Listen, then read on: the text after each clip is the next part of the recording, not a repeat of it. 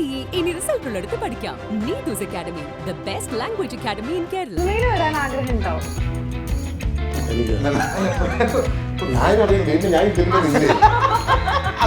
ഞാൻ പെട്ടെന്ന് ഇന്റർവ്യൂവിന്റെ ഇടയിലേ പെട്ടെന്ന് ചോദിക്കുന്നു, സിനിമയിൽ വരാൻ ആഗ്രഹമുണ്ടോ? തവളക്ക് എത്ര വയസ്സ് അത് വാഴ തമ്മിലുണ്ടാകും. വാഴയുടെ കൂട്ടി തവള എനിക്ക് ആർക്കും അറിയില്ല. 3 വർഷമാണ് തവളക്ക്. അവൻ വെറുതെ പത്താം നിനക്ക് ഇതുകൊണ്ട് ഏറിപ്പാസ്.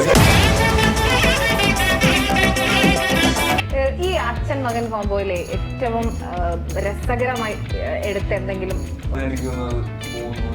സീനുണ്ട്, ഒന്നും പറയാൻ പറ്റില്ല, എല്ലാം ഭയങ്കര രസമുള്ള സീൻ. നസീർക്ക് അങ്ങനെ എന്തെങ്കിലും ഉണ്ടെങ്കിൽ ഉണ്ട്, സീനുണ്ട്, നല്ല സീനുണ്ട്. ജോസിന് എന്തോ ഐഡിയ പറയാനുണ്ട്. എന്താ ജോസേ? അതും പുറത്തു പറയാൻ പറ്റില്ല. ഇങ്ങനെയാണെങ്കിൽ ഞാൻ കളിക്കല്ല, ഞാൻ നേരെ ചിറാപുഞ്ചിയിൽ പോയി മണം വിൽക്കാൻ പോണു. ഒരു തിലക ഫീൽ ചെയ്യണമെന്ന് പറഞ്ഞാൽ സ്ഫടികത്തിലൊരു തന്തയില്ലേ, അങ്ങനത്തെ ഒരു ഫീൽ എനിക്ക് കിട്ടി.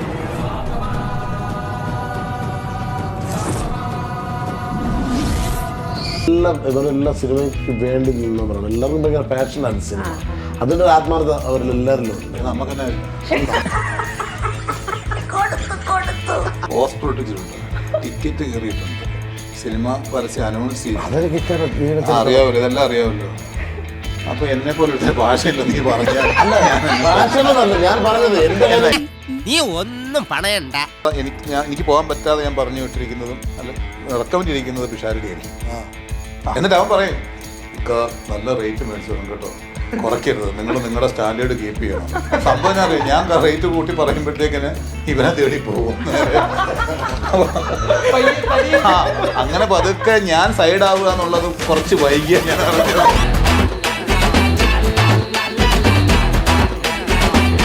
പിന്നെയും പിന്നെ ആരോഗ്യരാമിന്റെ പടികടം നിർത്തുന്ന പതിനിസ്തണം പാടി പുറന്നിലേക്ക് ചില ഗ്യാപ്പുണ്ട്. ആ ഗ്യാപ്പ് തന്നിട്ട് ഞാൻ അതിന്റെ തവല വായിക്കുമ്പോ ഇങ്ങനെ ചിരിച്ച. അപ്പൊ ഞാൻ ചോദിച്ചു ഇത്ര ചിരിച്ച, ഞങ്ങൾക്ക് ചേട്ടൻ പാടി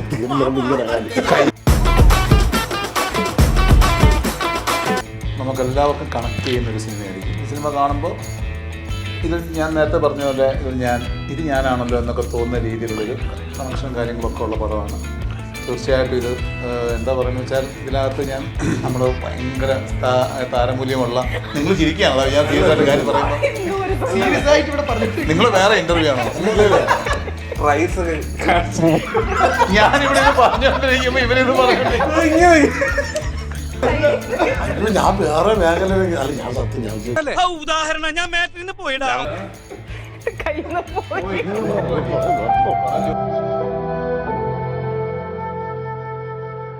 ഓപ്പൺ ടോക്കിലേക്ക് എല്ലാ പ്രേക്ഷകർക്കും സ്വാഗതം. ഇന്ന് നമുക്കൊപ്പം ഓപ്പണായിട്ട് സംസാരിക്കാൻ വാഴ സിനിമയുടെ വിശേഷങ്ങളുമായി കുറച്ച് പേരുണ്ട്. 4 പേർക്കും സ്വാഗതം. അപ്പം നോബി ചേട്ടാ, വാഴ എന്നിങ്ങനെ പറയുമ്പോൾ ചെറുതായിട്ടൊരു ചിരിയൊക്കെ വരുന്നുണ്ടായിരുന്നല്ലോ. എന്താണ് സിനിമ പറയുന്നത്? സിനിമ പറയുന്നത് കുറച്ച് വാഴകളെ കുറിച്ച്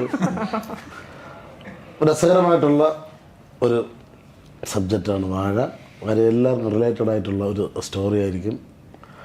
ഇനി ജനങ്ങളാണ് തീരുമാനിക്കേണ്ടത്. ജനങ്ങൾ ആർക്കും റിലേറ്റഡ് ആണ്. കാര്യം കൂടുതൽ സ്ത്രീ പ്രേക്ഷകരെക്കാളും കൂടുതൽ ഈ ആൺകുട്ടികളുള്ള വീട്ടിലുള്ളവർക്ക് പെട്ടെന്ന് റിലേറ്റഡ് ആവുന്ന സബ്ജക്റ്റാണ്. പിന്നെ എന്താ പറയുക, നിങ്ങളാരും കാണാതിരിക്കരുത്. എല്ലാവരും ഫാമിലിയായിട്ട് പോയി കാണാൻ പറ്റിയ ഒരു സിനിമയാണ് വാഴ. അപ്പൊ അച്ഛനും മകനുമാണല്ലേ ഇരിക്കുന്നത്? അനിയന് ചേട്ടനോ? ഇത് ചുമ്മാ പറഞ്ഞു. ഇവരച്ഛനും മകനും രണ്ടച്ഛനും. നോക്ക്, ഞങ്ങള് പിന്നെ അനിയന് ചേട്ടനൊന്നും പറയാം, അച്ഛനും മണ്ണു പറയാം. നീ ഇവനെ അവിടുന്ന് റെഡിയായി വന്നപ്പോ തൊട്ട് ഇത് തന്നെ പറഞ്ഞിരിക്കുകയായിരുന്നു. ഞങ്ങൾ രണ്ടുപേരും കണ്ട ചേട്ടൻ തോന്നുന്നു.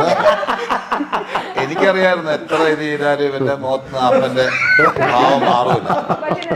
ഇവര് അച്ഛനും മകനും ഭയങ്കര ഐക്യമുള്ള അച്ഛനും മകനാന്ന് തോന്നുന്നത്. കാരണം കണ്ടോ, ടീഷർട്ടൊക്കെ കണ്ടോ, വാഴ വാഴ. ഈ അച്ഛനും മകനും മോൻ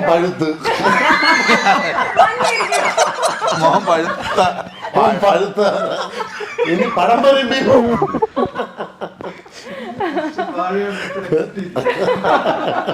ഇതേപോലത്തെ അല്ലേ അച്ഛനും മോനും?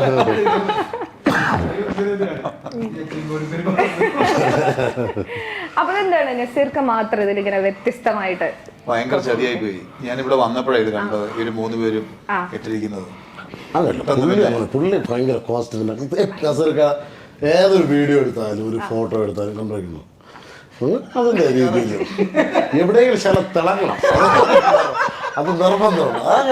നമ്മള് വൃത്തിയായിട്ട് വസ്ത്രം ധരിക്കണ്ടേ? ശ്രദ്ധിച്ചാൽ അല്ലേ? അതെ അതെ അതെ, ഭയങ്കര കോസ്റ്റ്യൂം സെൻസിലെ ആളാണല്ലേ നസീർ? അയ്യോ അങ്ങനൊന്നുമില്ല. ഇടുന്നത് ഇപ്പൊ അത് അതിന്റെ വിലയൊന്നുമല്ല, ഇടുന്ന ഡ്രസ്സ് മാന്യവും വൃത്തിയുമുള്ളതായിരിക്കണം എന്ന് മാത്രമേ ഉള്ളൂ. അപ്പൊ പറഞ്ഞു തരുന്നത് അല്ല അങ്ങനെ ഇത് ഇനിയിപ്പോ ഈ ഡ്രസ്സ് മാറ്റിയെന്ന് വെച്ചോ, റൂമിൽ ചെന്ന് ലുങ്കി എടുത്ത് ഒരു ടീഷർട്ട് ഇട്ട് അതും അത് വേണ്ട കിടന്നുറങ്ങി. അതെ, എപ്പോഴും അങ്ങനല്ല, നല്ല വസ്ത്രങ്ങൾ ധരിക്കുമ്പോൾ നമുക്ക് തന്നെ ഒരു ആത്മവിശ്വാസം ഉണ്ടാവുന്നതാണ്. എൻ്റെ രാവിലെ റെഡിയായി നല്ലൊരു തേച്ച ഒരു വസ്ത്രമൊക്കെ ഇട്ട് ഇറങ്ങുമ്പോൾ തന്നെ നമുക്ക് തന്നെ അന്നത്തെ ദിവസത്തെ ഒരു ഉണർവുണ്ടാവും. അല്ലെങ്കിൽ നമ്മൾ തലേദിവസം ഇട്ട ഡ്രസ്സ് അവിടെ ഇട്ടു, രാവിലെ എഴുന്നേറ്റ് അളന്നൊക്കെ ഇട്ട് ആ ഡ്രസ്സ് തന്നെ ഇട്ടാൽ നമുക്ക് അവിടെ തൊട്ട് നമ്മൾ വീണ്ടും ഒരു പഴക്കം അവിടെ കിടക്കുന്നു, ഇന്നലത്തെ ഒരു പഴക്കം കിടക്കും. അപ്പൊ അത് ഞാൻ മാക്സിമം നോക്കണമെന്ന് ആഗ്രഹിക്കുന്ന ഒരാളാണ്. ഓക്കെ, ജോമോൻ എങ്ങനെ ഉണ്ടായിരുന്നു ഈ അച്ഛൻ? ശരിക്കും പറഞ്ഞാൽ ട്രെയിലറൊക്കെ കാണുമ്പോഴേ ഭയങ്കര രസമുണ്ട് കേട്ടോ നിങ്ങളുടെ ഒരു കോംബോ, അച്ഛൻ മകൻ. ശരിക്കും അതുപോലെ തന്നെ ഉണ്ട്, റിയൽ അങ്ങനെ തന്നെ തോന്നുന്നു. എനിക്ക് സെറ്റിൽ ഇവര് രണ്ടുപേരെയും കാണുമ്പോഴേ ഞാൻ അവിടെ ചെല്ലുമ്പോ ഞാൻ ഈ ജോമോനെ മറ്റേ രാമാഞ്ചലൊക്കെ ഈ പടത്തിൽ കണ്ടിട്ടുള്ള എനിക്ക് ഇഷ്ടമായിരുന്നു ഇവരുടെയൊക്കെ. അപ്പൊ അവിടെ വെച്ചിട്ടാണല്ലോ ആദ്യമായിട്ട് കാണുന്നത് അല്ലേ, നമ്മൾ നേരിട്ട് കാണുന്ന അവിടെ. അപ്പൊ ഇവര് രണ്ടുപേരും ആണെന്ന് അറിഞ്ഞ് ഇവര് രണ്ടുപേരെയും കൂടെ കാണുമ്പോൾ എനിക്ക് ഞാൻ പറയും എന്ത് രസമാണെന്ന് ഞാൻ പറയും.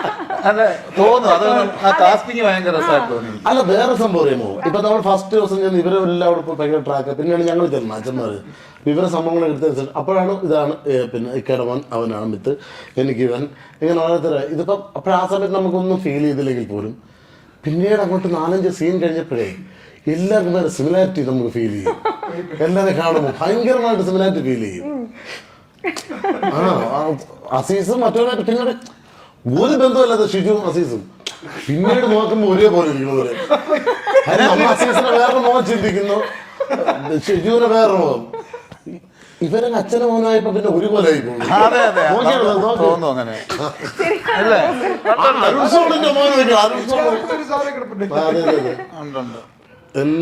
അങ്ങനെ ഒരു കാസ്റ്റിംഗ് നന്നായിട്ട് അവര് പിടിച്ചിട്ടുണ്ട്.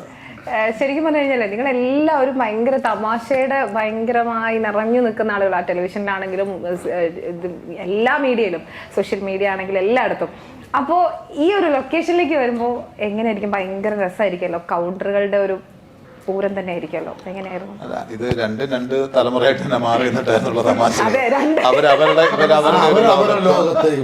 ലോകത്തിലേക്ക് ഞങ്ങൾ കൈകടത്താനോ അല്ലെങ്കിൽ ഒന്നുമില്ല. തൈലത്തിന്റെ കഥയും ഞങ്ങൾ മുട്ടുവേദന പ്രയാസങ്ങളും ലോൺ അടയ്ക്കണ കാര്യം അവർ പിള്ളേരല്ല, അവന്മാരിപ്പോ ഇനിയല്ലേ അവർക്ക് ലോണൊക്കെ വരുള്ളൂ. നമുക്ക് ഇവിടെ ഞാൻ PTE ഇനി റിസൾട്ട് ഉള്ളടുത്ത് പഠിക്കാം. Neethu's academy, the best language academy in Kerala. Programme ചെയ്യുന്നവരാണ്, അങ്ങനെയൊക്കെയുള്ള ആൾക്കാരായതുകൊണ്ട് നമുക്കൊരു പരിചയക്കുറവിന്റെ പ്രശ്നമില്ല. ഭയങ്കര രസമായിരുന്നു. ഇവര് ഭയങ്കര എൻജോയ്മെന്റ് ആണെങ്കിലും ഇവന്മാർ നമ്മളടുത്ത് ഒരു ബഹുമാനം കാണിപ്പൊക്കെ ചില സമയത്ത് അങ്ങനെയൊക്കെ കാണിച്ചോളെ. നമ്മളെ ഇവന്മാർ ഇങ്ങോട്ട് വാടാന്ന് വിളിച്ചാലും ഇവന്മാർ എന്തോ എടാ ഇവിടെ ഇരിക്കാം. ഇല്ല ലാസ്റ്റ് പിന്നെ നിങ്ങൾ രണ്ടുപേരും നിങ്ങൾ പിടിച്ചെടുത്തില്ലേ, അപ്പൊ നിങ്ങൾ അല്ല വേറെ പിന്നെ നിങ്ങൾ രണ്ടുപേരും സീക്വൻസ് മാത്രം എടുത്തില്ല, അപ്പൊ നിങ്ങൾ മാത്രമല്ലേ ഉള്ളൂ. അപ്പോൾ നിങ്ങൾ സംസാരിച്ചാ ആ സമയത്ത് അല്ല സംസാരിച്ചായിരുന്നു. ഞാൻ ചോദിച്ചാൽ ആ സമയത്താണ് അല്ലെങ്കിൽ പിന്നെ ഗ്യാങ് ആയിട്ടാണ് എപ്പോഴും ഷൂട്ടിങ്. അത് കഴിഞ്ഞിട്ട് വീട്ടിലെ സീക്വൻസ് എടുക്കുമ്പോൾ അവർ രണ്ടുപേരും മാത്രമേ ഉള്ളൂ, പിന്നെ ഞാൻ ഇവന് മാത്രം സെപ്പറേറ്റ് ആണ്. അപ്പൊ ആ സമയത്ത് ഇവൻ മാറിപ്പോ ഞാൻ വാട പിടിച്ചവിടെ ഇവനെ പിടിച്ചവിടെ ഇരുന്നു. ഇവൻ ഒളിച്ചങ്ങ് പോകും, ഞാൻ ഒറ്റയ്ക്കേ ഉള്ളു അവിടെ, വേറെ ആരും ഇല്ലല്ലോ. ഇക്കയില്ല, അസീസ് ഇല്ല, ഞാനും ഇവന് മാത്രമേ. പിന്നെ വേറെ ആർട്ടിസ്റ്റുകളുണ്ട്, അപ്പൊ അവരൊക്കെ വേറെ സ്ഥലം. ഇവന് ഞാനും മാത്രമേ, ഇവൻ വേറെ പൂക്കളെ. നോവിച്ചേട്ടൻ മുമ്പ് നമ്മുടെ സ്കൂളിൽ വന്നിട്ടുണ്ട്, +2 പഠിച്ച സമയത്ത് അവിടെ ഉദ്ഘാടനം ചെയ്തിട്ടുണ്ട്. അപ്പൊ പുള്ളിയുടെ കൈ ആക്സിഡന്റ് ആയിട്ട് കൈ എന്തോ സീനായിരുന്നു. ചേട്ടൻ പുറത്തോട്ടിറങ്ങിയപ്പോ പിള്ളേരെല്ലാരും കൂടെ ചേട്ടൻ കൈ ചേട്ടനോട് സീൻ ഉണ്ടാക്കി ആ ദേഷ്യപ്പെട്ട് അതിനുശേഷം എനിക്ക് ഇച്ചിരി പേടിയായി. ഒടിഞ്ഞ കൈ പിടിച്ചു പിള്ളേരെല്ലാരും കൂടെ കൈ പിടിച്ചു വാങ്ങിച്ചു. പുള്ളിയുടെ കയ്യിൽ നിന്ന് പോയി അവിടെ ബഹളം വരുന്നു. അത് കൊച്ചുങ്ങളല്ലേ, അമ്മ ഒന്നും പറയാനും പറ്റില്ലല്ലോ. അതിന്റെ ഇടയിൽ ഫോണും താഴെ ഉണ്ട്, അത് എടുക്കാൻ പറ്റില്ല. എങ്ങനെ ഒന്നാമത് കുനിയാൻ പറ്റില്ല.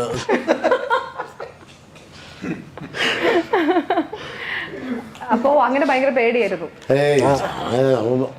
അതത്ര വർഷമായി.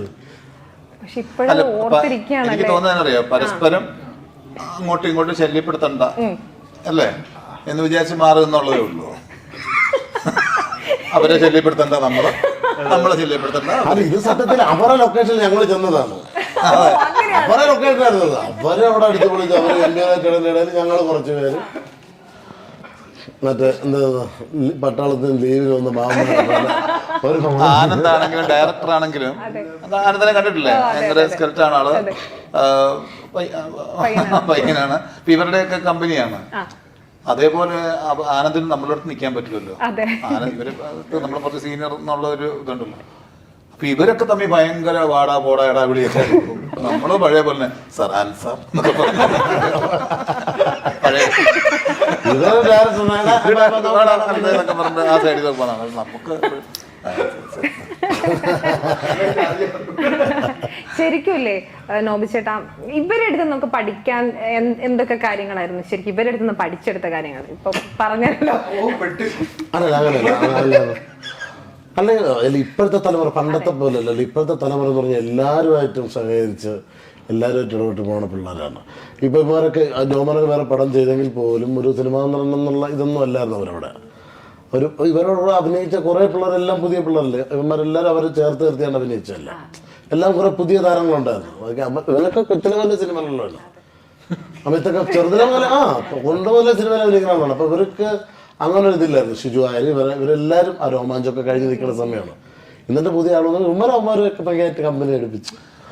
പിന്നെ ഇവരൊന്നും എനിക്ക് തോന്നുന്നത് ഇപ്പം നമ്മളൊക്കെ ഇപ്പോഴും സീൻ കിട്ടി അത് പഠിച്ചോ അത് ചെയ്യുന്നതിൻ്റെ ഒരു ടെൻഷനും കാര്യങ്ങളൊക്കെ ഇപ്പോഴും ഉണ്ടാവും. എനിക്ക് ഇവരൊന്നും അഭിനയിക്കുമ്പോൾ അങ്ങനെ തോന്നിയിട്ടില്ല. ഇവരൊക്കെ അവിടെ വന്ന് വെറുതെ ഒന്ന് ഡയലോഗ് പറഞ്ഞിട്ട് പോകുന്നതിലൊക്കെ നമുക്ക് തോന്നും. കാര്യം അത്ര ഈസി ആയിട്ട് അവർ കൈകാര്യം ചെയ്യുന്നുണ്ട്. അതൊക്കെയാണ് നമ്മളിപ്പോൾ കണ്ടുപിടിക്കേണ്ടത്. എങ്ങനെയാണ് ക്യാമറയ്ക്ക് മുമ്പിൽ കുറച്ചുകൂടെ നന്നായിട്ട് ബിഹേവ് ചെയ്യുന്നതൊക്കെ ഉള്ളതില്ലേ അല്ലേ? അല്ലാതെ ഇവരെല്ലാം സിനിമയ്ക്ക് വേണ്ടി നിന്നവരാണ്. എല്ലാവർക്കും ഭയങ്കര പാഷനാണ് സിനിമ. അതിൻ്റെ ഒരു ആത്മാർത്ഥത അവരിലെല്ലാവരിലും ഉണ്ട്. നമുക്കുണ്ടൊക്കെ ഞാൻ പറഞ്ഞത് അല്ല, സിനിമ ഉണ്ടെങ്കിൽ പോലും ഇവരെ ഞാൻ പറഞ്ഞ നമ്മളെ ഈ മിമിക്രിയൊക്കെ അങ്ങനൊക്കെ പരിപാടിയൊക്കെ ആയിരുന്നല്ലോ. സത്യം ഞാൻ സിനിമ സ്വപ്നം പോലും കണ്ടിട്ടില്ലായിരുന്നു സത്യം. ആ കറുകച്ചാൽ ഗൗരി തിയേറ്ററിൽ ഫ്രണ്ട് കിടന്ന് തിയേറ്ററിൽ പോസ്റ്റർ ഒട്ടിച്ചിട്ടുണ്ട്, ടിക്കറ്റ് കയറിയിട്ടുണ്ട്, സിനിമ പരസ്യം അനൗൺസ് ചെയ്തു. അറിയാമല്ലോ, ഇതെല്ലാം അറിയാമല്ലോ. അപ്പൊ എന്നെ പോലെ ഭാഷയില്ല നീ പറഞ്ഞാൽ ഞാൻ പറഞ്ഞത് ഇവരുടെ കൂടെ കൂട്ടാത്തതിൽ എനിക്ക് വലിയ വിഷമമുണ്ട്. അല്ല ഞാൻ എന്നെ സംബന്ധിച്ചുള്ള എനിക്ക് സിനിമ സ്വപ്നം പോലും കണ്ടില്ല എന്നാണ് ഞാൻ. എനിക്ക് എവിടെ എത്താം, നമുക്ക് ഒരിക്കലും ഞാൻ ജീവിതത്തിൽ വിചാരിച്ചില്ല സിനിമയിൽ അഭിനയിക്കാൻ പറ്റുമെന്ന്.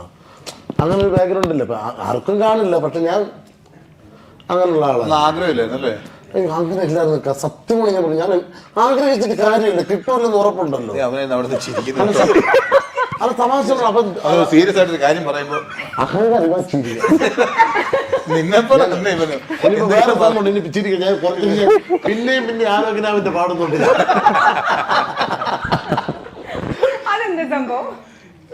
അത് ആനന്ദ് പാടി, ആനന്ദ് പാട്ട് പാടുമല്ലോ. പിന്നെയും പിന്നെ ആരോഗ്യനാവിന്റെ പടികടം നിർത്തുന്ന പതിനിസനം പാടി.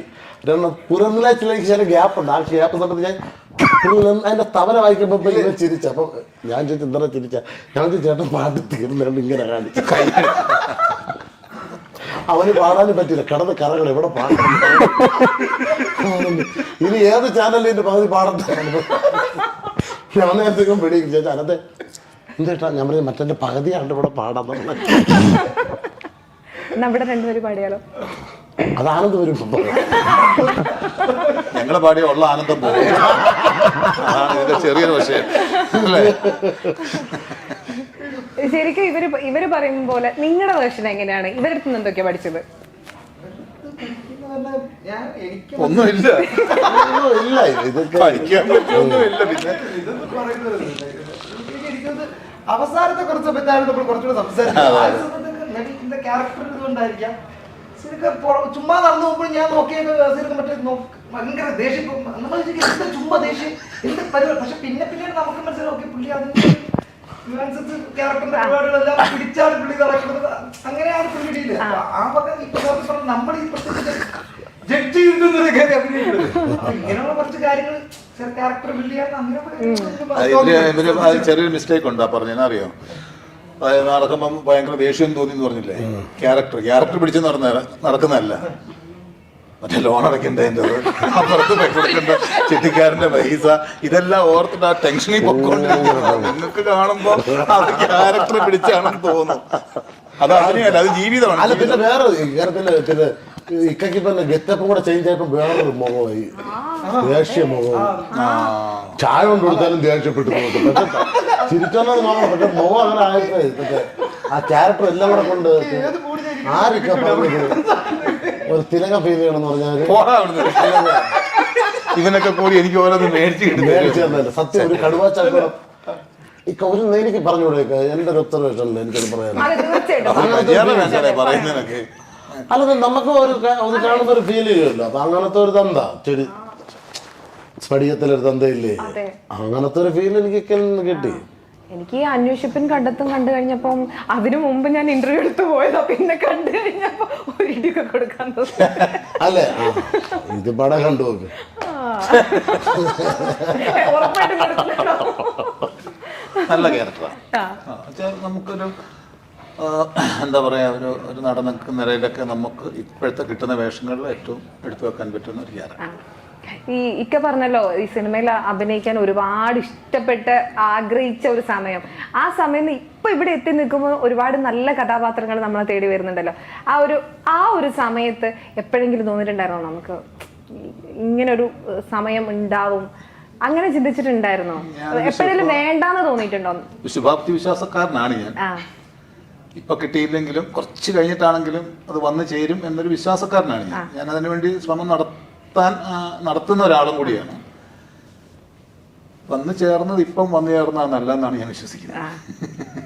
ഇതിന്റെ കൂട്ടത്തില് ഒരുപാട് ചിത്രം വര പല പല പരിപാടികളുണ്ട്. പുതിയ തലമുറയോടൊപ്പം നമുക്ക് യാത്ര ചെയ്യാൻ പറ്റുന്നുണ്ട്. പഴയ തലമുറയോടൊപ്പം യാത്ര ചെയ്യുന്നുണ്ട്, പുതിയ തലമുറയോടൊപ്പം യാത്ര ചെയ്യാൻ പറ്റുന്നുണ്ട്, പുതിയ പുതിയ കാര്യങ്ങൾ പഠിക്കാൻ പറ്റുന്നുണ്ട്. ഒരു പക്ഷേ ചിലപ്പോൾ വളരെ സത്യസന്ധമായിട്ട് പറഞ്ഞാൽ നമ്മൾ പുതിയ തലമുറയ്ക്ക് ചിലപ്പോൾ ഞാനൊരു മിമിക്രി കലാകാരനാണെന്ന് പറഞ്ഞ് ചിലപ്പോൾ പരിചയപ്പെടുത്തി കൊടുക്കേണ്ട വന്നേനെ. അത്രയും മാറ്റം അതിൽ വന്നു കഴിഞ്ഞിരിക്കും, ആ ജനറേഷനിൽ വന്നു കഴിഞ്ഞിരിക്കും. അപ്പോൾ സിനിമയിൽ ഇപ്പം നല്ല കഥാപാത്രങ്ങൾ കിട്ടുന്നതാണ് പുതിയ ആൾക്കാർക്ക് എന്നെ ഒന്നുകൂടെ പരിചയപ്പെടുത്താൻ നല്ലതെന്ന് തോന്നുന്നു. ഇപ്പൊ നോബിച്ചനെ പറ്റി അതേപോലെ പറയുകയാണെങ്കിൽ കുറേ തവണ പറഞ്ഞത് തന്നെയാണ് റഹീമാണ് ഈ മിമിക്രി ഒക്കെ പഠിപ്പിച്ചു തന്നത്, കാര്യങ്ങൾ അങ്ങനത്തെ ഒരു സംഭവങ്ങൾ. അല്ല റഹീമൊക്കെ പിന്നെ എന്റെ അയൽവക്കാണ്. പുള്ളി പണ്ട് ഞങ്ങൾ നാടകമൊക്കെ പുള്ളിയായിരുന്നു ഡയറക്ടറുടെ. ശരിക്കും പറഞ്ഞാൽ ഇപ്പൊ അതൊക്കെ മിസ് ചെയ്യണില്ലേ? കാരണം അദ്ദേഹം വേറെ പൊളിറ്റിക്സിൽ ഭയങ്കര തിരക്കായി പോകുന്നു. പുള്ളി എം പി ആണ്. പുള്ളിയെ പിടിച്ച് ഞാൻ നാടകം ഭയങ്കരമായിട്ട് മിസ് ചെയ്തില്ല ആ ഒരു സമയം. ആ കാലഘട്ടത്തില് പിന്നെ റഹീമൊക്കെ പിന്നെ ട്യൂട്ടറി പഠിപ്പിക്കും. അങ്ങനെയുള്ള സമയത്ത് മോണോക്റ്റൊക്കെ എന്നെ ആദ്യമായിട്ട് പഠിപ്പിച്ചു, സ്കൂളിൽ മോണോക്റ്റ് പഠിപ്പിച്ചു. ശരിക്കും പറഞ്ഞാൽ സ്റ്റാർ മാജിക് ഒക്കെ കാണുമ്പോ കുറേ ആളുകൾ പറഞ്ഞു കേട്ടിട്ടുണ്ട് ഇതൊരു ഭയങ്കര ടെൻഷൻ റിലീഫ് ആവാനുള്ള ഒരു സംഭവമാണ്. യൂട്യൂബിലൊക്കെ എടുത്ത് കാണുന്ന സമയം കിട്ടുമ്പോഴൊക്കെ ഈ സ്റ്റാർ മാജിക്കിൽ എന്റർടൈൻ ആണല്ലോ. അപ്പോൾ അങ്ങനെ കാണാറുണ്ടോ അദ്ദേഹം? അങ്ങനത്തെ എന്തെങ്കിലും നമ്മൾ പുള്ളി ഏത് പരിപാടിയാലും ഏത് പടമായാലും കണ്ടിട്ട് അപ്പോഴും വിളിച്ച് പറയും. അത് എന്നെ അല്ലെങ്കിൽ പോലും അസീസിനായപ്പോലും ആര് വിളിച്ചപ്പോൾ നമുക്ക് പരിചയമുള്ള ആള് അസീസിനെ പുള്ളി വിളിച്ചിട്ട് എൻ്റെ അടുത്ത് പറയും ആ പടം കണ്ടൊന്ന് പറയണേ, അവരുടെ അടുത്ത് നന്നായിട്ടുണ്ടെന്നോ പറഞ്ഞ പുള്ളിക്ക് പരിചയമില്ലാത്ത ആളാണെങ്കിൽ ഒക്കെ ഉണ്ട്. അവരൊക്കെ നമ്മളെ കളി എല്ലാ സിനിമയും കണ്ട് അവർക്ക് ടെൻഷൻ മാറാൻ വേണ്ടി അവര് സിനിമ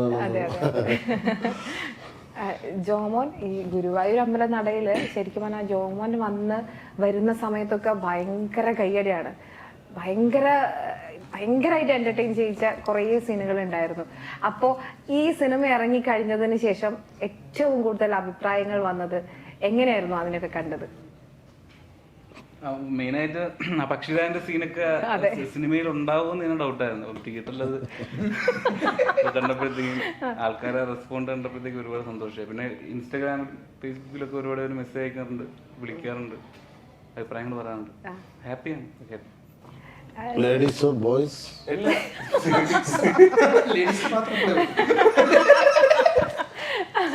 പ്രൊഫൈൽ പിക്ചർ മാറ്റി മെസ്സേജ് അവൻ അമിത്ര പ്രൊഫൈൽ പിക്ചർ മാറ്റി അവര് മെസ്സേജ്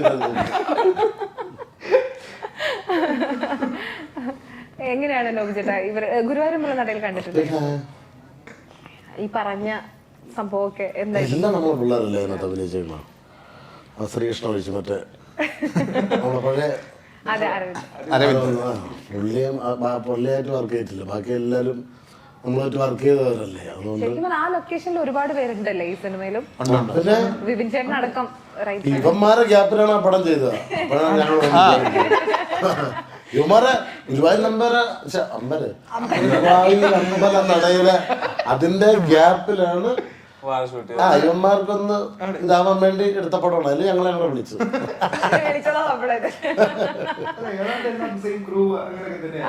ശരിക്കും നിങ്ങൾ ഈ സിനിമ കമ്മിറ്റ് ചെയ്യാൻ ഈ സ്ക്രിപ്റ്റ് ആണോ എന്താണ് ശരിക്കും കമ്മിറ്റ് ചെയ്യുന്ന? വിപിൻ ദാസ് എന്ന് പറയുന്ന സ്ക്രിപ്റ്റ് റൈറ്റർ, അദ്ദേഹം കുറെ ഹിറ്റുകൾ കൊടുത്ത് അപ്പൊ നമുക്ക് സന്തോഷമല്ല അവരെ വിളി. പിന്നെ ആനന്ദായാലും നമുക്കപ്പോൾ അവരെ പടത്തിന് ഒരു നിസ്സാര മറ്റേ ജയലൊക്കെ എനിക്ക് 2 സീനുണ്ടെങ്കിൽ നല്ല ഗംഭീര സീനായിരുന്നു തോന്നുന്നത്. നമുക്കതിലൊരു സീനായ പോലെ അഭിനയിക്കാൻ ഭയങ്കര താല്പര്യമാണ്. പിന്നെ ചെറിയ ക്യാരക്ടർ അല്ലല്ലോ ഈ അച്ഛന്മാരുടെ എല്ലാം ക്യാരക്ടർ ഈക്വലായിട്ട് കളിക്കുന്ന ക്യാരക്ടർ തന്നെയാണ്. എല്ലാവർക്കും പെർഫോം ചെയ്യാനുണ്ട്. പിന്നെ ഞാൻ പറഞ്ഞല്ലോ ഇവരൊക്കെ ഇപ്പം ആൾക്കാർ ഭയങ്കരമായിട്ട് ഇഷ്ടപ്പെടുന്ന തലമുറയാണ്. അവരോടൊപ്പം വർക്ക് ചെയ്യാൻ കിട്ടുന്ന ഒരു ഭാഗ്യം കൂടിയല്ലേ. സിനിമ കമ്മിറ്റ് ചെയ്യാൻ അത് തന്നെ ധാരാളമാണ്. നസീർക്ക് എങ്ങനെയാ സിനിമയൊക്കെ ചൂസ് ചെയ്യാൻ തുടങ്ങിയ ഇപ്പം സ്ക്രിപ്റ്റുകളൊക്കെ? അങ്ങനെയൊക്കെ പറയണോ? അതല്ല, അങ്ങനെയല്ല. അത് വേണം ജീവിതത്തിൽ. എപ്പോഴും നമ്മൾ എന്താ പറയുക, നോ പറയാൻ മടിക്കുന്നിടത്താണ് പല പല കുഴപ്പങ്ങളും ഉണ്ടാകുന്നത്. അപ്പോൾ നമുക്കൂടെ ഇപ്പം നല്ലതെന്ന് തോന്നുന്നതൊക്കെ തന്നെ സ്വീകരിക്കുന്നല്ലേ. നോ പറയാൻ ബുദ്ധിമുട്ടായിട്ട് ഒരു ഏതെങ്കിലും ഒരു സിനിമ ചെയ്തിട്ട് അത് വേണ്ടിയിരുന്നില്ല എന്ന് തോന്നിയിട്ടുണ്ടാവും? അങ്ങനെ അല്ല. നമ്മളെല്ലാ പടവും അതിപ്പോൾ സിനിമയുടെ വലിപ്പമോ അതിൻ്റെ കാസ്റ്റിങ്ങോ അതിൽ ഒന്നുമല്ല നോക്കണം. എല്ലാ സിനിമയുടെയും പിന്നാമ്പുറത്തെ കഷ്ടപ്പാട് ഏതാണ്ട് ഒരുപോലെ തന്നെയാണ്. എല്ലാവരും ശുഭപ്രതീക്ഷയോട് കൂടിയാണ്. അപ്പോൾ ഞാൻ അഭിനയിക്കുന്ന ഏത് സിനിമയാണെങ്കിലും ഞാൻ അത് വിജയിക്കും, നല്ലതാകും എന്ന പ്രതീക്ഷയോട് തന്നെയാണ് അഭിനയിക്കുന്നത്. അപ്പോൾ എനിക്ക് അങ്ങനെ ഒരു നിരാശ ബോധം ഉണ്ടാവേണ്ട കാര്യമില്ല. നല്ല മറുപടി ആയിരുന്നല്ലേ? അല്ല ഇപ്പൊ ചൂസ് ചെയ്യേണ്ട കാര്യമില്ല. കാര്യം ഇപ്പൊ വരുന്നതൊക്കെ നല്ല ക്യാരക്ടറുകളാണ്. വിളിക്കുന്നത് നല്ല വേഷങ്ങൾക്ക് വിളിക്കുന്നുണ്ട്. പിന്നെ ഇപ്പോ ഓവർഫ്ലോ വരാറുണ്ട്. ചെയ്യാൻ പറ്റാതെ എന്റെ ട്രൂപ്പിൽ പരിപാടി ഉണ്ടെങ്കിൽ ആ മറ്റേ ട്രൂപ്പിൽ സാധാരണ പണ്ടൊക്കെ വിമിക്സ് ഇതൊക്കെ ക്രിസ്മസിന്റെ ഒരു പ്രോഗ്രാം ബുക്ക് ചെയ്ത് വെച്ചേക്കായിരിക്കും. രണ്ടാമത് വീണ്ടും ഒരു ടീം വിളിക്കും. പ്രോഗ്രാം ഉണ്ടായിക്കാൻ ഡിസംബർ ഞാൻ ഉണ്ട് എങ്കിൽ അപ്പൊ അല്ലെങ്കിൽ അത് നോക്കിക്ക് കൊടുക്കാം എന്ന് പറഞ്ഞിട്ട് അങ്ങനെ ആ കാലത്ത് ഏറ്റവും കൂടുതൽ ഞാൻ റെക്കമെൻഡ് ചെയ്തിട്ടുള്ളതും അല്ലെങ്കിൽ നമ്മൾ എനിക്ക് പോകാൻ പറ്റാതെ ഞാൻ പറഞ്ഞു വിട്ടിരിക്കുന്നതും അല്ലെങ്കിൽ റെക്കമെൻഡ് ചെയ്തിരിക്കുന്നത് പിഷാരടി ആയിരിക്കും. രമേശ് പിഷാരടിയിരിക്കുന്ന സമയത്ത് ഒരുപാട് പ്രോഗ്രാംസ് അങ്ങനെ അവൻ തന്നെ വിളിച്ചു പറയും. വേറൊന്നും പറയോ? എന്നിട്ട് അവൻ പറയും, ഇക്ക നല്ല റേറ്റ് മേടിച്ചു തരും കേട്ടോ, കുറയ്ക്കരുത്, നിങ്ങൾ നിങ്ങളുടെ സ്റ്റാൻഡേർഡ് കീപ്പ് ചെയ്യണം. സംഭവം അറിയാം, ഞാൻ റേറ്റ് കൂട്ടി പറയുമ്പോഴത്തേക്കിന് ഇവനെ തേടി പോകും. അങ്ങനെ പതുക്കെ ഞാൻ സൈഡാവുക എന്നുള്ളത് കുറച്ച് വൈകിയ ഞാൻ അറിഞ്ഞത്. നമ്മൾ റേറ്റും കൂട്ടി ഭയങ്കര സംഭവം എന്ന് പറഞ്ഞ് മാറി നിന്ന് അപ്പോഴത്തെ അളിയനാ സൈഡിൽ കൂടെ വളർന്നു.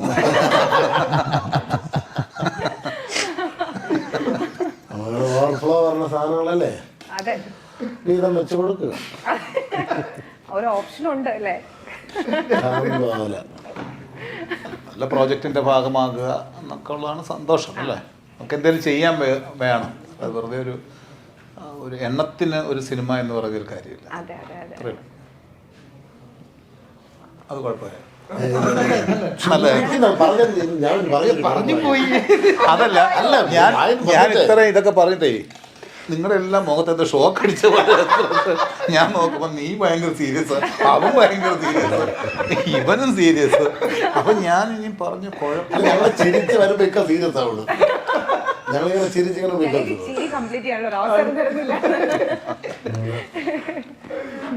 നോബിച്ചേട്ടൻ എങ്ങനെയാണ് സിനിമകളും കാര്യങ്ങളും ഒക്കെ ട്രീറ്റ് ചെയ്യുന്നത്? എങ്ങനെയാണ്? ഞാൻ വന്ന എല്ലാം ചെയ്യുന്നു. പിന്നെ ഞാനോ ഞാൻ പറഞ്ഞല്ലോ അത് നമുക്ക് അല്ലേ, നമുക്ക് തീരുമാനങ്ങൾ എടുക്കാം. ഡേറ്റ് ഉണ്ടെങ്കിൽ നമ്മൾ ചെയ്യും അല്ലേ, നമ്മളെ ജീവിതമാർഗം അതല്ലേ.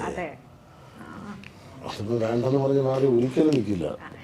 ഈ അച്ഛൻ മകൻ കോംബോയിലെ ഏറ്റവും രസകരമായി എടുത്ത എന്തെങ്കിലും നമ്മളെടുത്ത സീക്വൻസ് എല്ലാം നല്ല സീക്വൻസുകളാണ്. അതിൽ ഭയങ്കര മറക്കാൻ പറ്റാതെ ഭയങ്കര മെമ്മറിയിൽ നിൽക്കുന്ന ഒരു അത് പറഞ്ഞ എനിക്ക് പോകുന്നു ഒരു സീനുണ്ട്, ഒന്നും പറയാൻ പറ്റില്ല, എല്ലാം ഭയങ്കര രസമുള്ള സീനാണ്. എന്താ നസീർക്കയ്ക്ക് അങ്ങനെ എന്തെങ്കിലും ഉണ്ടെങ്കിൽ? ഉണ്ട്, സീനുണ്ട്, നല്ല നല്ല സീനുണ്ട്. അതും പുറത്തു പറയാൻ പറ്റില്ല. അല്ല, ഇതിൻ്റെ അകത്ത് ഈ സിനിമ ഞാൻ പറഞ്ഞില്ല, ഒരു ഫുള്ളി ഒരു തുടക്കം മുതൽ അവസാനം വരെ ഒരു തമാശകൾ മാത്രമുള്ളൊരു സിനിമയല്ല ഇത് കേട്ടോ. അങ്ങനെ ഒരു തെറ്റിദ്ധാരണ പ്രേക്ഷകർക്കുണ്ടെങ്കിൽ അത് പറയേണ്ട ബാധ്യതയും കൂടെ ഉണ്ട്. തമാശകളുണ്ട്, നല്ല രീതിയിലുള്ള തമാശകളും ഉണ്ട്, പക്ഷെ എന്നാൽ പോലും ഒരു ഘട്ടത്തിൽ നല്ല ഇമോഷൻസ് ഉള്ള സിനിമ. ശരിക്കും ഈ വാഴ biopic of A villain voice ഇങ്ങനെ പേരിടാനുള്ള കാര്യം എന്താ? നമ്മൾ മിക്കപ്പോഴും ആമക്കളായിരിക്കും അത് കേട്ടിരിക്കുന്നത്, പെൺകുട്ടികളത് കേൾക്കാൻ വഴിയില്ല. മിക്ക വീടുകളിലും കേൾക്കും, ഓ ഇവന് ഒരു വാഴ വെച്ചാൽ മതിയായിരുന്നു എന്ന് പറയുന്നത് നമ്മൾ എത്രയോ കാലങ്ങളായിട്ട് കേട്ടോണ്ടിരിക്കുന്നു. ഇവനൊക്കെ ഒരു വാഴ മറ്റേ തോട്ടം വെക്കണം കേട്ടിരിക്കുന്നത്, ഒരു വാഴയൊന്നുമല്ല, ഒരു വാഴ തോട്ടം വെച്ചാൽ മതി. എല്ലാവരും കേട്ടിട്ടുണ്ടാവും മിക്കവാറും.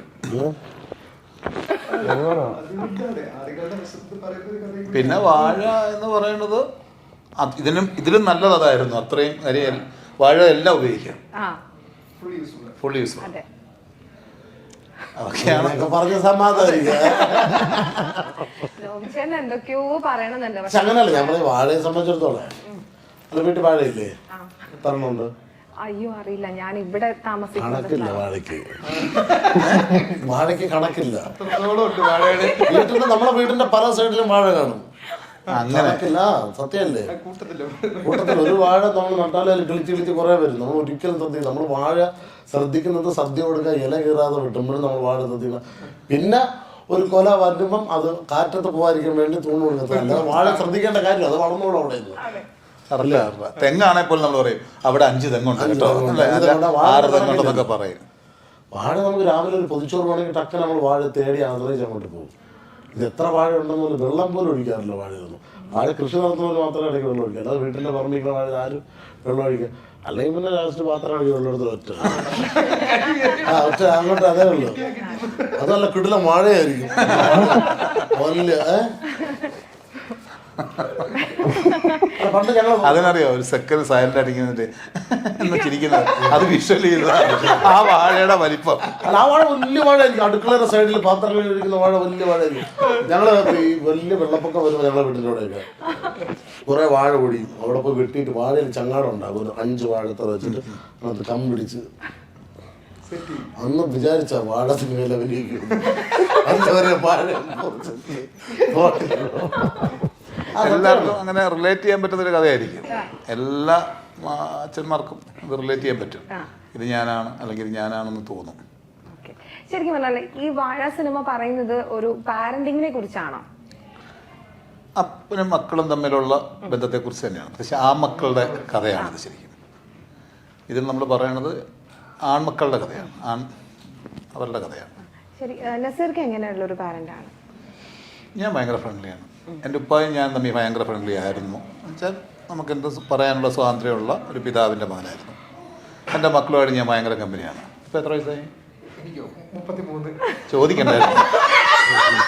എൻ്റെ ഭാഗത്ത് തെറ്റുണ്ട്, എൻ്റെ ഭാഗത്ത് തെറ്റുണ്ട്, എൻ്റെ ഭാഗത്ത് തെറ്റുണ്ട്, ചോദിക്കാൻ പാടില്ല. ഞാനൊരു 25 എന്നൊക്കെ പറഞ്ഞ് പതുക്കെ കൂടെ നമുക്ക് ഇതിന് ഇത്രയും വയസ്സുണ്ടെന്ന് എനിക്കറിയില്ലായിരുന്നു.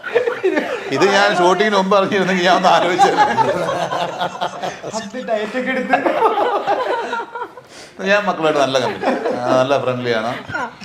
നമ്മളെല്ലാ കാര്യങ്ങളും അവർ ഡിസ്കസ് ചെയ്യാറുണ്ട്. നമ്മുടെ കൂടെ നിർത്തി തന്നെയുള്ള അതാണ്.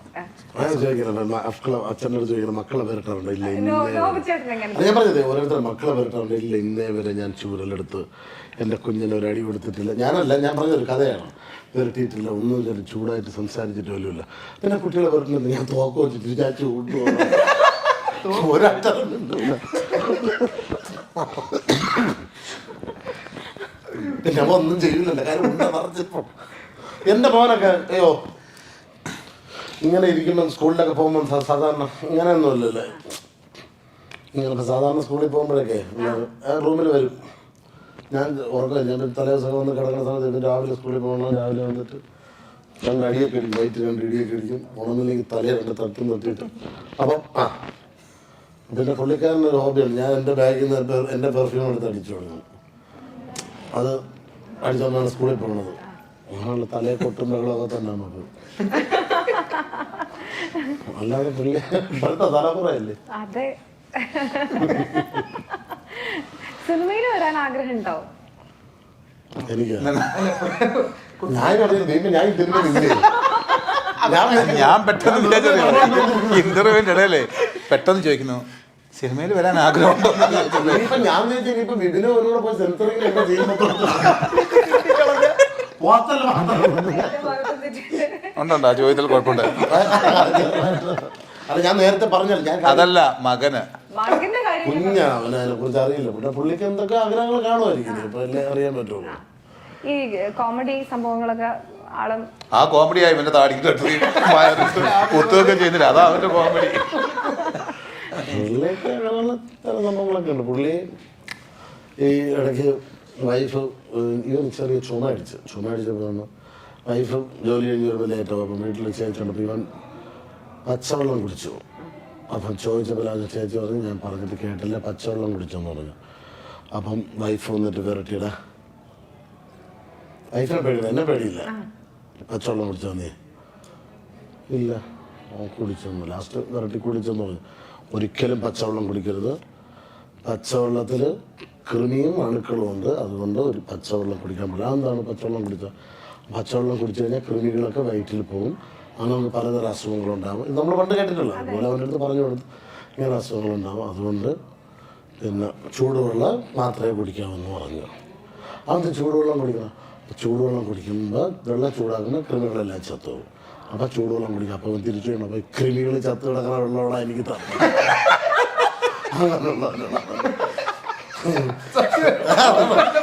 കൃമികൾ ചത്ത് കിടക്കുന്ന വെള്ളമാണ് അമ്മ എനിക്ക് തരണേന്ന്.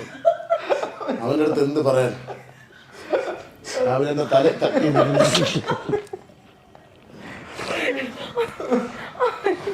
ഒരു തവളയ്ക്ക് എത്ര വയസ്സുണ്ട് അറിയുമോ? അത് വാഴ നമ്മൾ വാഴയുടെ മൂട്ടി തവള എനിക്ക്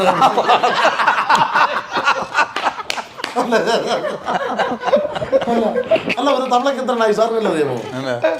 ആർക്കും അറിയില്ല. 3 വർഷമോ? 3 ദിവസമോ? 3 മാസമോ? 3 വർഷമാണോ തവളയ്ക്ക്? അങ്ങനെ വേണ്ടയാണോ? ചോദ്യം കേട്ടപ്പോൾ വിചാരിച്ചു അറിയാമോ? എനിക്കല്ല, അവൻ വെറുതെ പറഞ്ഞതാ. അല്ല അത്ര കണ്ടല്ലോ 3 വർഷം. അപ്പൊ 3 വർഷം കൊണ്ടല്ലോ തവളയ്ക്ക് ആയുസ്. മോനെ ട്യൂഷൻ പഠിപ്പിക്കുന്നു. ഒരു തവളയ്ക്ക് ആയുസ് എന്ന് പറയുന്നത് 3 വർഷമാണ്. 3 വർഷം വരെയാണ് ഈ തവള ജീവിച്ചിരിക്കുന്നത്. അപ്പോൾ ഇവൻ ട്യൂഷൻ തന്നിരിക്കുന്നു. അപ്പം ആരെല്ലാം അടിച്ചൊന്നും ചാവില്ല. 3 വർഷം മുമ്പ് തവളയ്ക്ക് 3 വർഷം അവൻ പഠിക്കുന്നത് അവത്തെ ചീനത്തോട്ട് ചോദിക്കുന്നത്. അപ്പൊ ആരെങ്കിലും അടിച്ചൊന്നും തവള ചാവില്ല. അല്ല സത്യമല്ലേ? ശരിക്കും അല്ലല്ല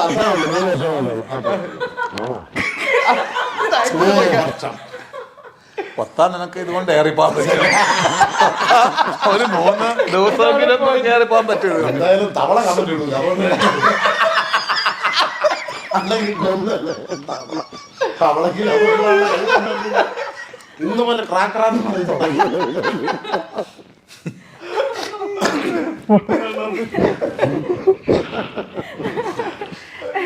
വീട്ടിലെങ്ങനെയാണ് കുട്ടികൾ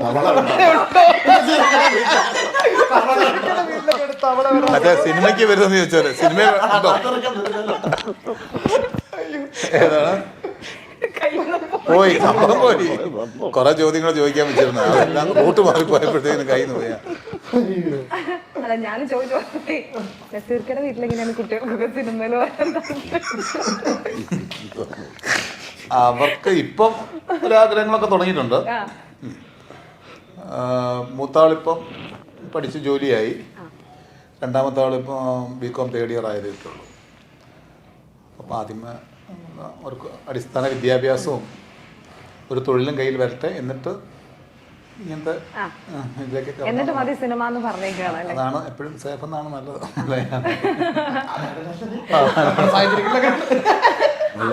നല്ലത് എപ്പോഴും.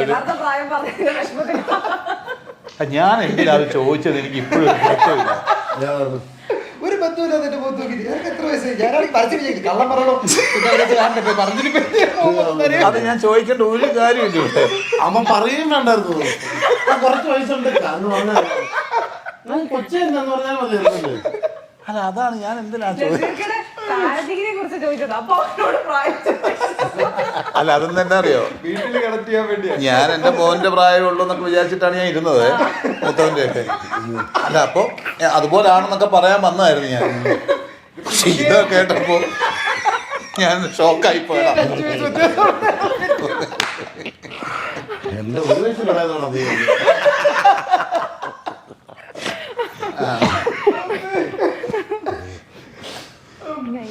അപ്പൊ എല്ലാരും പറഞ്ഞു അല്ലേ വാഴ കാണാം. അപ്പൊ ഇതുപോലൊക്കെ തന്നെ ആയിരിക്കില്ലേ വാഴ സിനിമയും?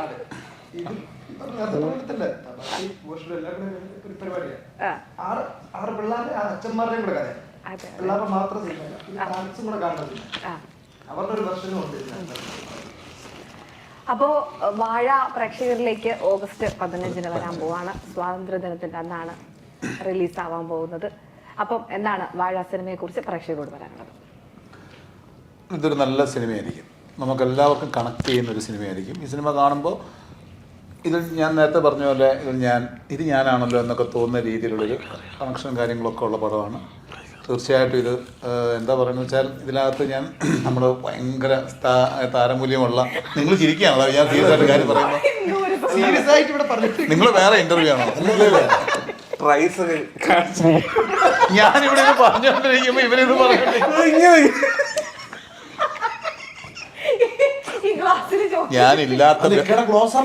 ഞാനില്ലാത്ത ബേസും പിടിച്ച് നിങ്ങളുണ്ടാവുന്ന രണ്ടുപേരും ഉണ്ടെന്ന്. ഞാൻ വേറെ മേഖലയിലേക്ക് അല്ല, ഞാൻ സത്യം ഞാൻ ക്ലാസ് സോറി ഇതേപോലെ തമാശയും സീരിയസും ആയിട്ട് പോകുന്ന ഒരു പടമായിരിക്കും വാഴ. അപ്പോൾ തീർച്ചയായിട്ടും നിങ്ങൾക്ക് ഇഷ്ടപ്പെടും, എല്ലാവരും കാണണം, വിജയിപ്പിക്കണം. ഈ പറഞ്ഞ പോലെ വലിയ താരമൂല്യവും ഭയങ്കര സാറ്റലൈറ്റ് വാല്യുള്ള താരങ്ങളൊന്നും അണിയിറക്കുന്ന ചിത്രമല്ല ഇത്. ഇത് ഞങ്ങളൊക്കെ തന്നെയുള്ളൂ, നിങ്ങളുടെ സപ്പോർട്ടാണ് വേണ്ടത്.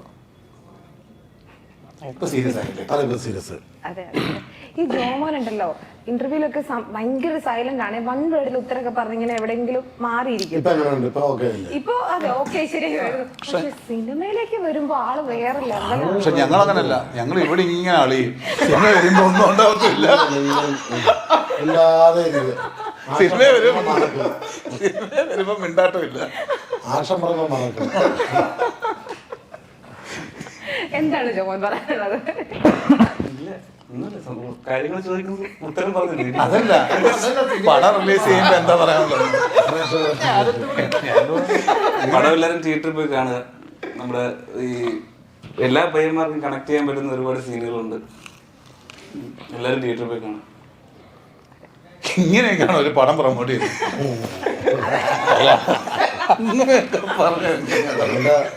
സിനിമയിൽ അവന്റെ കുരുത്തക്കേടുകൾ കാരണം അതിനൊരു ചെറിയ ചമ്മലിന് ജനങ്ങളിത് കാണുമോ എന്റെ കുരുത്തക്കേട്. രസമുള്ളൊരു സിനിമ ആയിരിക്കും. എന്താ പറയാ, കുറച്ച് കൊച്ചു താരങ്ങൾ ഉള്ളൊരു പടം. എനിക്ക് വേറെ ഒരു ചെറിയൊരു റിക്വസ്റ്റ് ഉണ്ട് നോബിച്ചേട്ടനോട്. ഈ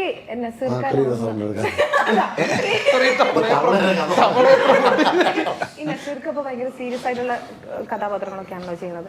നസീർക്കയുടെ ഏതെങ്കിലും ഒരു ചെറിയൊരു ക്യാരക്ടർ ഒന്ന് ചെയ്ത് കാണിച്ചു തരാൻ പറ്റും? എന്റെ ദേഷ്യത്തിൽ നമ്മുടെ ആശാനാണ് ഇനിയിപ്പോൾ അങ്ങനെ കളിയാക്കിയാൽ കൊള്ളാം. കയറും നമ്മളെ പ്രേക്ഷകർ കോട്ടയത്തു നിന്ന് കുറച്ച് കമൻറ്റ് വരും എൻ്റെ ഇൻബോക്സിൽ. അങ്ങനെ ഒരു പ്രതീക്ഷ നിനക്കുണ്ടോ? ഇതാണ് ഇക്ക വേറെ ലെവലിലേക്ക് മാറി എന്നൊക്കെ അറിയാം. ഇത് കഴിഞ്ഞു, ഇത് മതി, നീ വേറെ ലെവലിൽ എത്തിക്കട്ടെ നീ. ഓക്കെ അപ്പൊ ഈ പറഞ്ഞ പോലെ തന്നെ വാഴ സിനിമ പ്രേക്ഷകർ 2 കൈയും നീട്ടി സ്വീകരിക്കട്ടെ. എല്ലാവിധ ആശംസകളും. Thank you. ജർമ്മൻ ഇനി റിസൾട്ടുകൾ എടുത്ത് പഠിക്കാം. Neethu's academy, the best language academy in Kerala.